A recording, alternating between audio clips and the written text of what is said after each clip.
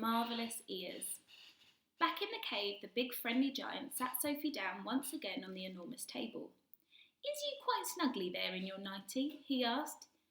"You isn't friggy cold?" "I'm fine," Sophie said. "I cannot help thinking," said the BFG, "about your poor mother and father. By now they must be jipping and scumping all over the house, shouting, 'Hello, hello! Where is Sophie gone?'" "I don't have a mother and father," Sophie said. "They both died when I was a baby." "Oh, you poor little scrumplet," cried the BFG. "Is you not missing them very badly?" "Not really," Sophie said, "because I never knew them." "Oh, you's making me sad," the BFG said, rubbing his eyes. "Don't be sad," Sophie said. "No one's going to be worrying too much about me. That place you took me from was the village orphanage. We're all orphans in there." "You is an orphan?" "Yeah." "How many is there in there?" "10 of us," Sophie said, "all little girls." "Was you happy there?" the BFG asked. "I hated it," Sophie said. "The woman who ran it was called Mrs. Clonkers, and if she caught you breaking any of the rules, like getting out of bed at night or not folding up your clothes, you got punished." "How is you getting punished?" "She locked us in the dark cellar for a day and a night without eating anything and without any drinks." "The rotten old Rotraspa," said the BFG. "It was horrid," said Sophie, "and we used to dread it. There were rats down there and we could hear them creeping about." "The filthy old fizzwiggler," shouted the BFG. "That is the horridest thing I have ever hearing for years. You is making me sadder than ever." All at once a huge tear that would have filled a bucket rolled down the BFG's cheeks and fell with a splash on the floor. It made quite a puddle. Sophie watched with astonishment. "What a strange and moody creature this is," she thought.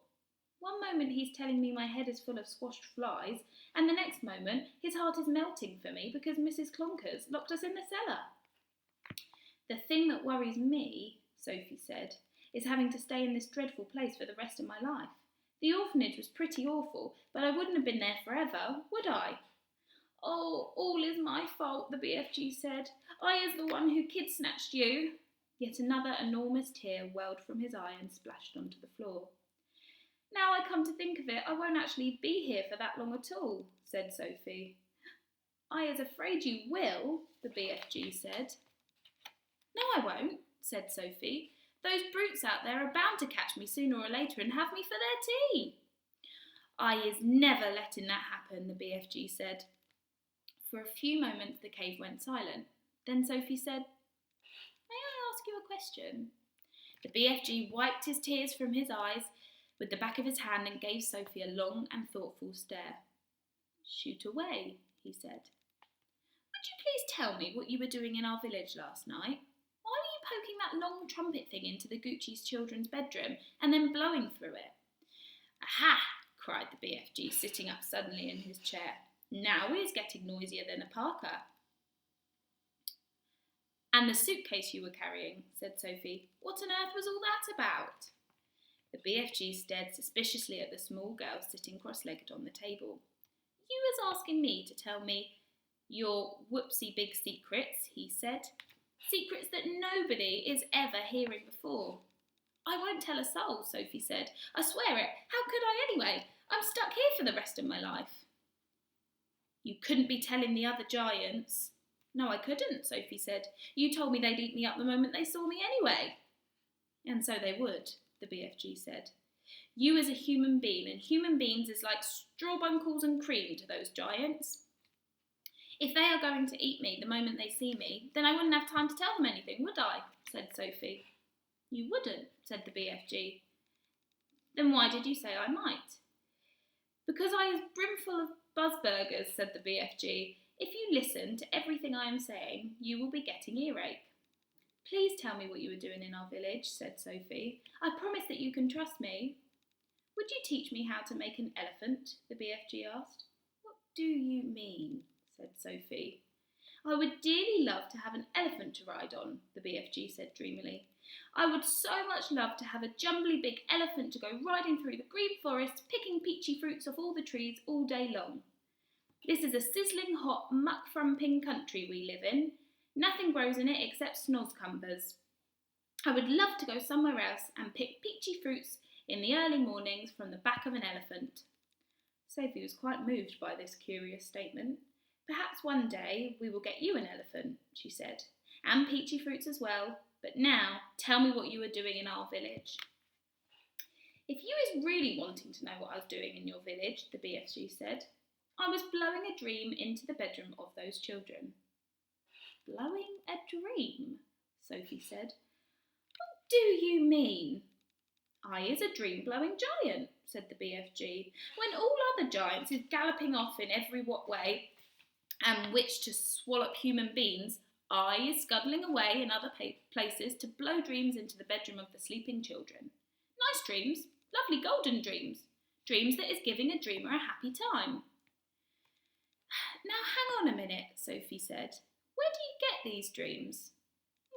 I collect them, the BFG said, waving an arm towards all the rows and rows of bottles on the shelves.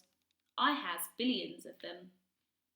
You can't collect a dream, Sophie said. A dream isn't something that you can catch hold of. You is never going to understand about it, the BFG said. That is why I is not wishing to tell you. Oh, please tell me, Sophie said. I will understand. Go on, tell me how you collect the dreams. Tell me everything. The BFG settled himself comfortably in his chair and crossed his legs. Dreams, he said, is very mysterious things.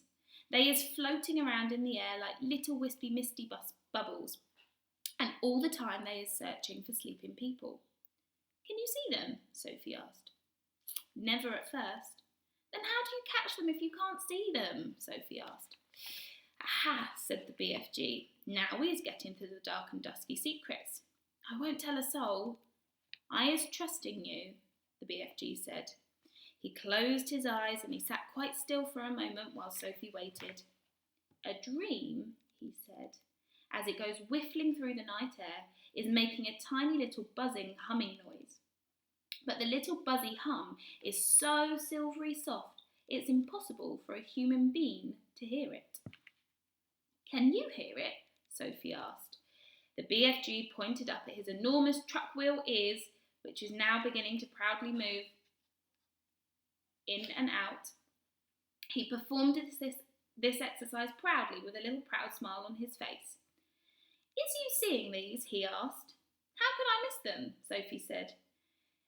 They may be as looking a bit prosperous to you, said the BFG, but you must believe me when I say they are very extra usual ears indeed.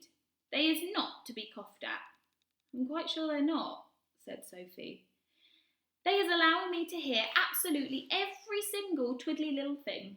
You mean you can hear all the things that I can't? Sophie said. Let me just show you his ears. You is deaf as a dumpling compared to me, cried the BFG. You is hearing only thumping loud noises with those little earwigs of yours, but I am hearing all the secret whisperings of the world. Such as what? Sophie asked. In your country, he said, I is hearing the footsteps of a ladybird as she goes walking across a leaf.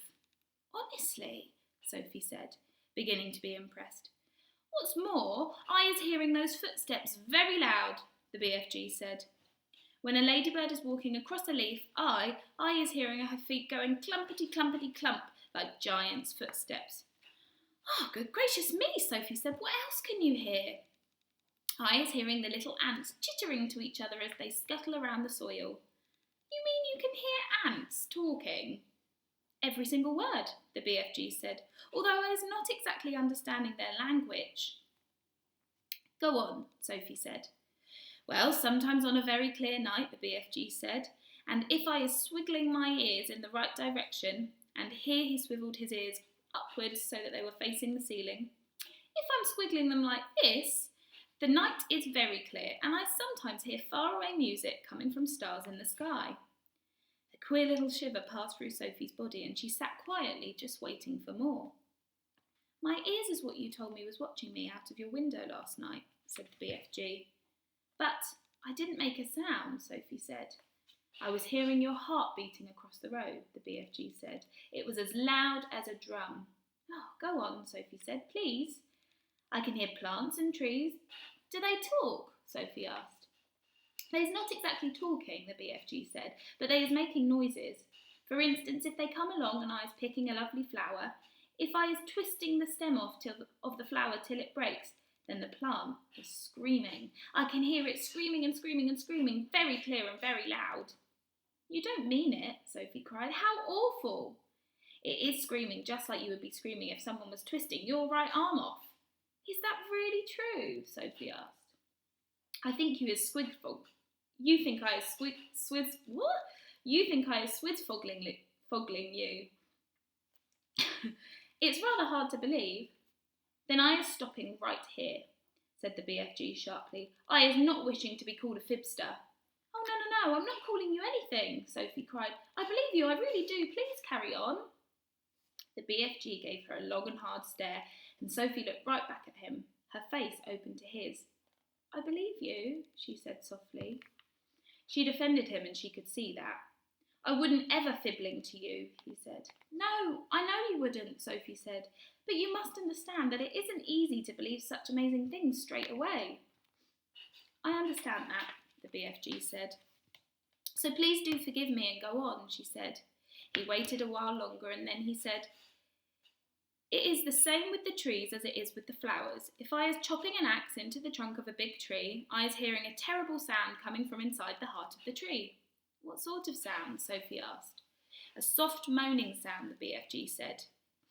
It's like the sound of an old man when he's dying slowly. He paused and the cave went very silent. Trees is living and growing just like you and me, he said. They is alive, and so is plants. He was sitting very straight in his chair now, and his hand clasped tightly in front of him. His face was bright, and his eyes were round and bright as two stars. Such wonderful and terrible sounds I is hearing, he said. Some of them you would never wish to be hearing yourself, but some is like a glorious music. He seemed almost to be transfixed by the excitement of his thoughts. His face was beautiful in its blaze of emotions. Tell me some more about them, Sophie said quietly. You just ought to be hearing the little miracles talking. He said, Little mices is always talking to each other, and I is hearing them as loud as my own voice. What do they say? Sophie asked. Only the mices know that, he said. Spiders is also talking a great deal. You might not be thinking about it, but spiders is the most tremendous natterboxes. And when they is spinning their webs, they is singing all the time. They is singing sweeter than a nightingale. Who else do you hear? Sophie asked. Oh, one of the biggest chap bags is the caterpillars, the BFG said. What do they say? They is arguing all the time about who is going to be the prettiest butterfly. That is all they are ever talking about. Is there a dream floating around in here now? Sophie asked. The BFG moved his great ears this way and that way, listening intently. He shook his head. No, there's no dream in here, he said, except the dreams in the bottles. I has a special place to go for catching dreams. They is not often coming from giant country. How do you catch them? The same way you is catching butterflies, the BFG answered, with a net. He stood up and crossed over to the corner of the cave with a pole, which was leaning against the wall. The pole was about 30 feet long, and there was a net on the end of it. Here is the dream catcher, he said, grasping the pole in one hand. Every morning I is going out and snitching new dreams to put in my bottles. Suddenly, he seemed to lose interest in the conversation. I is getting hungry, he said. It is time for eats. Okay, that was a long one.